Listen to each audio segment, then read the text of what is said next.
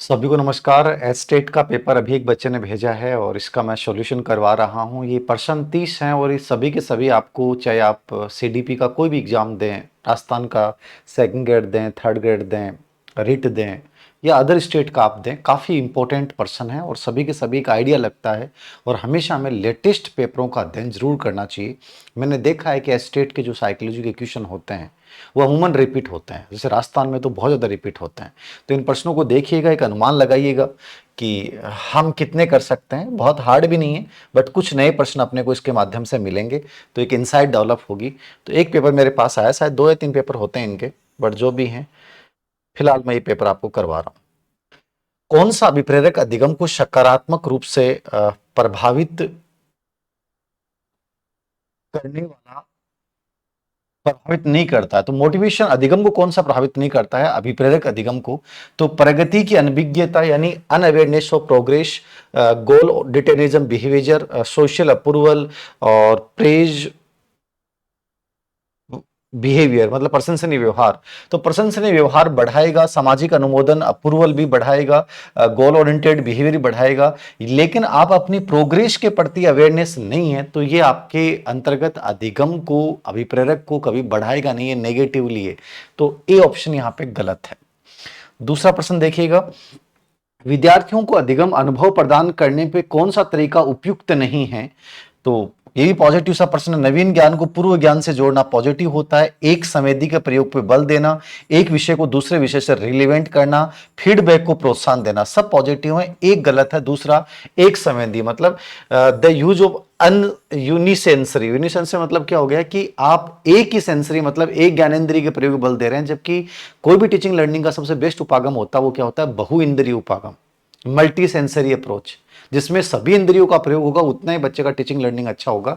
इसलिए ये दूसरा ऑप्शन गलत है। टीचिंग एप्टीट्यूड क्रिएट अच्छा हो जाता है आपका स्टेट की प्रश्न हल करने से। निम्नलिखित में से लक्षण किस प्रकार के अधिगम कठिनाई को इंगित करते हैं? अंक व प्रतीकों को लिखने की अक्षमता, inability to write numerals and symbols, आधारभूत अंगणितीय गणना में कठिनाई, difficulty in basic arithmetical calculation.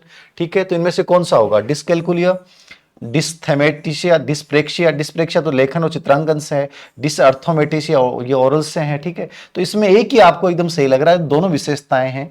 Dyscalculia में ना तो आप अंगणितीय चीजों को लिख पाते हैं, ना पहचान कर पाते हैं, ना समझ पाते हैं, ना बेसिक आपको न्यूमेरिकल नॉलेज होता है, तो ये डिसकैलकुलिया जाएगा। ये तीन ही प्रश्न आते हैं, डिसकैलकुलिया, डिसलेक्सिया और डिस्ग्राफिया। पियाजे ने अपने संज्ञानात्मक विकास सिद्धांत में किस अवधारणा पे चर्चा नहीं की है? तो जीन पियाजे का कॉग्निटिव डेवलपमेंट में किसकी चर्चा नहीं है? एसिमिलेशन, पृथक्करण, सेग्रेशन, एकोमोडेशन, इक्विलिब्रेशन, सबकी चर्चा की है। सेग्रेशन जो है, पृथक्करण की चर्चा जो की है वो पावलोव ने की है। बाकी पियाजे के सिद्धांत में कहीं भी सेग्रेशन का उल्लेख नहीं आता, याद रखना, केवल आईपी पावलोव के सिद्धांत में आता है। तो तीनों कॉन्सेप्ट बहुत बार समझाए हुए हैं, याद रखना। तो आंसर बी गलत हो जाएगा, बाकी सब सही है। किस मनोवैज्ञानिक ने विकासात्मक सिद्धांत में आंतरिक संभाषण संपर्क को प्रस्तुत किया? Inner speech most important concept है इसका। और इसके ऊपर एक एस्टेट का पेपर मेरे पास और भी शायद बच्चे ने 4-5 क्वेश्चन भेजे थे मेरे को, उसमें भी वाइगोस्की पे इनर स्पीच बहुत अच्छे लेवल का प्रश्न आया था। इनर स्पीच एक इंपॉर्टेंट अवधारणा है इसकी, जिसके द्वारा बच्चा अपने विचारों को नियमित रेगुलेट करता है, निर्देशित करता है, दिशा देता है। कॉग्निटिव डेवलपमेंट का एक महत्वपूर्ण पार्ट है। तो ये वाइगोस्की का कॉन्सेप्ट था, याद रखना। किसका कॉन्सेप्ट था? वाइगोस्की। इसको पूरा समझ में आना चाहिए आपके। निम्नलिखित में से कौन सी शिक्षण अधिगम व्यूह रचना नहीं है, मतलब अच्छी नहीं है? टीचिंग लर्निंग, कोऑपरेटिव लर्निंग होता है, इंजॉयफुल सीखना, रटंत अधिगम, बहुसंवेदी शिक्षण। तो रटंत अधिगम जो है वो कोई शिक्षण अधिगम व्यूह रचना नहीं मानी जाती, याद रखना। ठीक है, बाकी सब इसके अंतर्गत आ जाएंगे, यानी पॉजिटिव है सब। एक थर्ड नंबर रटंत अधिगम है जो है वो नेगेटिव अप्रोच है। अगला प्रश्न देखिएगा, कौन सा पुराने लक्षणों के लुप्त होने के अंतर्गत विकासात्मक परिवर्तनों का उदाहरण नहीं है? ऐसे प्रश्न 2-3 बार आ गए प्रश्न, ये देखना इसको। कौन से पुराने लक्षण, मतलब कि हरलोक ने जो स्टेटमेंट दिया था कि विकास में 4 प्रकार के परिवर्तन शामिल हैं, पुराने लक्षणों का उदय होना, नए लक्षण खत्म होना, नए लक्षणों का उदय होना, आकार में परिवर्तन, अनुपात में परिवर्तन, उसके अंतर्गत प्रश्न आए। थाइमस ग्रंथि होता है क्या? तो देखो, थाइमस ग्रंथि क्या विकासात्मक परिवर्तन में पुराने के लुप्त होने का प्रतीक है क्या? थाइमस ग्रंथि मौजूद होती है, लेकिन धीरे धीरे समय के साथ किशोर अवस्था तक सिकुड़ जाती है। तो इसका मतलब जो प्रारंभ में थी वैसी लास्ट तक नहीं रहती है, इसलिए विकासात्मक लक्षण में आती है। बाल केस अपने शुरुआत में अलग होते हैं, बीच में अलग होते हैं, लास्ट में होते ही नहीं है। अस्थायी दांत शुरुआत में होते हैं, बाद में स्थायी दांत आते हैं, फिर विजडम टीथ आते हैं, ये भी विकासात्मक परिवर्तन में आता है। प्राथमिक लैंगिक विशेषताएं, देखो प्राथमिक लैंगिक विशेषताएं किसको बोलते हैं? जो आपके अंतर्गत यौन अंग है। प्राथमिक और द्वितीय क्या होते हैं, इनको समझ लीजिएगा। प्राथमिक का मतलब होता है जो प्रारंभ में आपके साथ आई हैं, जो आपके यौन अंग है लड़कियों के और लड़कों के, दोनों के जो यौन अंग है वो प्राथमिक लैंगिक विशेषताएं होती हैं। और द्वितीय लैंगिक विशेषताएं क्या होती हैं? जो आपकी आवाज में परिवर्तन है, आपके दाढ़ी मूंछ आ रहे हैं लड़के लड़कियों के, ठीक है, लड़कियों के जो यहां से हो रहा परिवर्तन हो रहा है, यहां से परिवर्तन हो रहा है, ठीक है, ये सब चीजें जो आती हैं वो सब द्वितीय लैंगिक विशेषताएं होती हैं। तो इसमें डी जो है ये हमेशा विद्यमान रहता है, इसमें कोई चेंज नहीं आता। तो फोर्थ नंबर का आंसर हो जाएगा। कौन सा केवल पर्यावरण से प्रभावित होता है? अच्छा प्रश्न है। पर्यावरण से प्रभावित मेंटल एबिलिटीज होती हैं।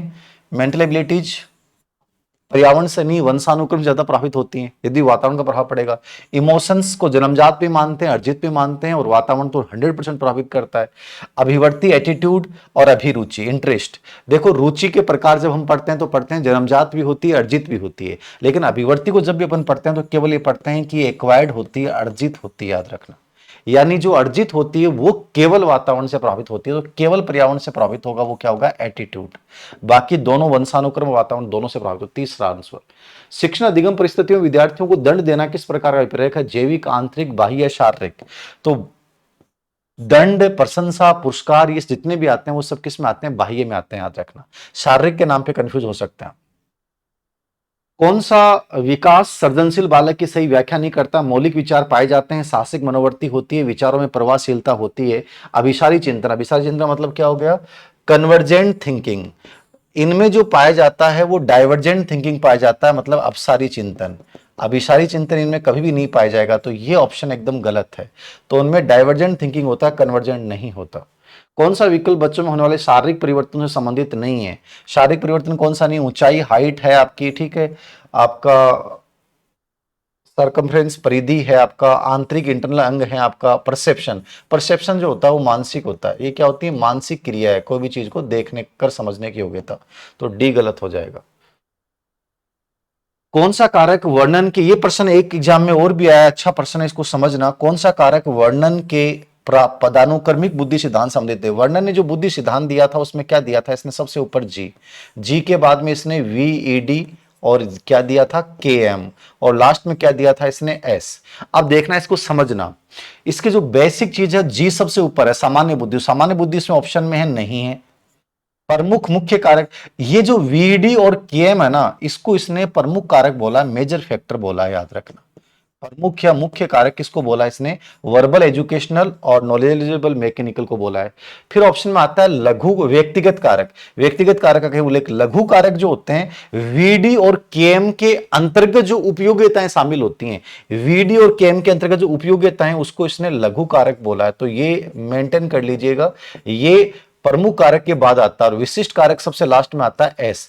मतलब यहां पे ऑप्शन में जो व्यक्तिगत कारक की बात की है वो गलत है। व्यक्तिगत कारकों का कहीं भी पदानुक्रमिक महत्व सिद्धांत में, हायरार्की मॉडल में उल्लेख नहीं है, तो बी गलत है। ये प्रश्न 2-3 जगह रिपीट हो गया है, अच्छा प्रश्न है। सीखने का मूल्यांकन कुछ नाम से जान जाता है, summative assessment, diagnostic assessment, formative assessment और रेमिडियल असेसमेंट। तो सीखने का मूल्यांकन मतलब असेसमेंट ऑफ लर्निंग। तो असेसमेंट ऑफ लर्निंग हमेशा क्या होता है? योगात्मक मूल्यांकन, जो सीखने के अंत में होता है, याद रखना। रचनात्मक को अपन सीखने के लिए बोल सकते हैं, सीखने के रूप में बोल सकते हैं, ठीक है। उपचारात्मक, रिमीडियल, निदानात्मक होता है, तो ये योगात्मक होगा, याद रखना। कौन सा बच्चों के समाजीकरण की प्रक्रिया को प्रभावित करने वाला धनात्मक कारक नहीं है? पॉजिटिव कौन सा नहीं है इनमें से? उपयुक्त भाषा, भाषा सामाजिक विकास का उपकरण माना जाता है, याद रखना। Appropriate language. सोशल डिप्राइवेशन, वंचन का मतलब होता है सोशल डिप्राइवेशन, आपको उस चीज से अलग रख देना, आइसोलेशन, अलग कर देना। समाज से अलग करोगे तो आप में सामाजिक विकास, सामाजिकरण होगा क्या? नहीं होगा। लोकतांत्रिक वातावरण बढ़ाता है, सोशल एटीट्यूड बढ़ाता है, तो बी ऑप्शन गलत है। लैंगिक पक्षपात विहीन शिक्षण अधिगम प्रक्रिया के लिए कौन से कार्य को प्रोत्साहित किया जाना चाहिए? समरूप समूह है, एक जैसे समूह होते हैं, जिस आप एज ग्रुप के हैं उसके अकॉर्डिंग समूह बनाना। लिंग तटस्थ उदाहरण, लिंग तटस्थ उदाहरण क्या होता है? जैसे ऐसे एग्जांपल अपन देंगे कि सभी जो डॉक्टर होते हैं वो पुरुष नहीं होते, महिलाएं भी होती हैं। नर्स केवल महिलाएं नहीं होती, पुरुष भी होते हैं। समझ गए ना? ऐसे एक उदाहरण देना होता है, लिंग तटस्थ उदाहरण। तो इसमें क्या पूछ रहा है, लैंगिक पक्षपात शिक्षण अधिगम। तो इससे क्या होता है, ये लैंगिक पक्षपातहीन कम होता है, किससे? लिंग तटस्थ उदाहरण से। तो बी सही है। रूढ़िबद्ध विषय वस्तु तो नेगेटिव है, पक्षपातपूर्ण भाषा भी नेगेटिव है। समरूप समूह का मतलब आप लड़कियों को लड़कियों के साथ रख रहे हो, लड़कों लड़कों के साथ रख रहे हो, तो उससे क्या लैंगिक जो पक्षपातहीन शिक्षण पॉसिबल है क्या? नहीं है। तो कब पॉसिबल है? जब लिंग तटस्थ उदाहरण दोगे आप। बी हो जाएगा। इस मनोविज्ञानी का मानना है कि सभी प्रकार के संवेग मूल प्रवृत्ति से उत्पन्न होते हैं। विलियम मैकडूगल ने 14 मूल प्रवृत्ति 14 संवेग दिए हैं। बच्चों के संवेग के संदर्भ में कौन सा कथन सही नहीं है? प्रश्न आरपीसी स्कूल लेक्चर में भी आया हुआ है। संवेगों की प्रकृति व्यक्ति, मतलब पर्सन हमेशा याद रखो, अदर स्टेट के भी आपको जरूर निकालने चाहिए। इससे क्या होता है, आपका पूरा नॉलेज अच्छा हो जाता है और पर्सन रिपीट होता है। तो संवेगों की प्रकृति व्यक्तिपरक होती है, ये सही है। हर बच्चे के संवेग अलग अलग होते हैं। संवेगों में विस्थापन का, डिस्प्लेसमेंट का गुण पाया जाता है, ये इसमें लिख रखा नहीं पाया जाता। डिस्प्लेसमेंट होता है, मैंने कहा आप जिस पे गुस्सा क्रोध व्यक्त कर रहे हो दूसरे पे व्यक्त हो जाएगा, तो हमेशा ट्रांसफर होते हैं इमोशंस, तो इसलिए ये गलत है, हस्तांतरण ही होते हैं। संवेग उद्दीपक का उत्पाद है, कोई चीज को देखकर गुस्सा आएगा आपको, तो ये सही है। संवेगों की व्यक्ति समान नहीं होती, अलग अलग डिफरेंट होती है, तो इसमें बी ऑप्शन गलत है। ये आरपीएससी में भी आया प्रश्न। सतत और व्यापक मूल्यांकन में कौन सा सह शैक्षणिक आकलन के अंतर्गत नहीं आता? ये टीचिंग मेथड भी तैयार हो रहे हैं आपके। सह शैक्षिक आकलन में कौन सा नहीं आता? एक शैक्षिक आकलन होता है और एक सह शैक्षिक को-करिकुलर एक्टिविटीज। गृह कार्य हमेशा क्या होता है? शैक्षणिक आकलन होता है। गृह कार्य, परीक्षाएं, टेस्ट, ये शैक्षणिक में आती है। सौंदर्यात्मक गतिविधियां, रंगोली प्रतियोगिता है और ये सह शैक्षणिक है। अभिवर्ती टेस्ट है, ये भी सह शैक्षणिक है। और मूल्य संबंधी टेस्ट है, ये भी सह शैक्षणिक। ये तीनों सह शैक्षणिक होंगे। गृह कार्य हमेशा शैक्षणिक होता है, तो ये गलत है यहाँ पे। कौन सा कथन व्यक्तिगत भिन्नता के संबंध में सही नहीं है? व्यक्तिगत भिन्नता संज्ञानात्मक क्षेत्र में यानी मानसिक क्रियाओं में होती है, सही है। व्यक्तिगत भिन्नता मनोगत्यात्मक क्षेत्रों में नहीं पाई जाती, गलत है। कैसे नहीं पाई जाती? कोई बच्चा लिखने में अच्छा है, कोई नहीं है। कोई चलने में अच्छा है, कोई नहीं है। सब में डिफरेंस पाया जाता है, तो गामक में भी होती है। व्यक्तिगत भिन्नता परिपक्वता से प्रभावित होती है। व्यक्तिगत भिन्नता का मुख्य कारक आनुवंशिकता, सब सही है, बी गलत है। अगला प्रश्न, कौन सा चिंतन उपकरण अधिगम को बढ़ावा देता है? चिंतन उपकरण कौन से होते हैं? प्रतिमाएं होती हैं, भाषा होती है, लेकिन जरूरी नहीं हमेशा हो। कॉन्सेप्ट होता है, इमेज बनाना, प्रतिगप्ति, एक संप्रदाय को दूसरे संप्रदाय से जोड़ना, ये चारों ही संज्ञानात्मक इसमें चिंतन के विकास में योगदान देते हैं, तो ये हो जाएगा। रिट पेपर लेवल है ये। रिट मतलब जैसे अपने राजस्थान का रिट होता है वैसे ही है। सामाजिक सांस्कृतिक विकास सिद्धांत किसके द्वारा प्रतिपादित किया गया? वाइगोस्की ने दिया है।